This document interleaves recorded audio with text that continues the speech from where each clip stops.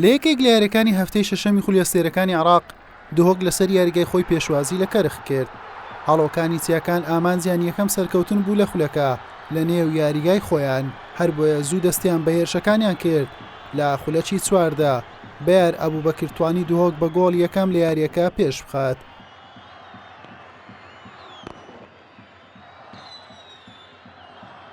لا نیوەی دوم کەرخ هەوڵەکانی چڕ کردەوە بۆ گەڕانەوە بۆ کەشی یاریەکە. لە خولەکی 73 جەعفەر عەبیس دوای هاتنە ناوەوەی بۆ نێو یاریگا ئەنجامەکەی بۆ کەرخ یەکسان کردەوە.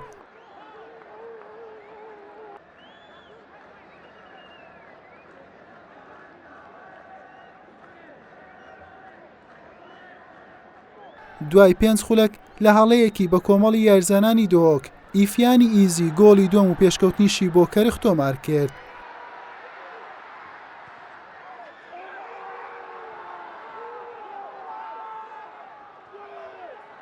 لە خولەکی 82 کەرخ تەواو دهۆکیەکانی شۆک کرد. جەعفەر عەبیس گۆڵی دومی خۆی و سێمی تیپەکەی تۆمار کرد.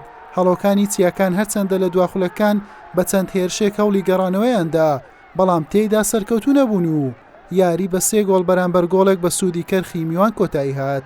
بەم شێوەیە دهۆک بە 5 خاڵەکەی پاشەکشەی کرد بۆ خانەی 15 ڕیزبەندی. لە هەفتەی حوتەمیش یاری بۆ دواخراوە چونکە گەشتی عومان دەکات و چوارشەمە لە خولیانە پاڵەوانەکانی کەندا و ڕوبڕوو بە ڕووی زوفار دەبێتەوە. کەرخیش بە 7 خاڵ هاتە خانەی 14 ڕیزبەندی. لە یاری داهاتووی چوارشەمە میوانداری کەربەلا دەکات. حوسێن محەممەد، کەناڵی پێام.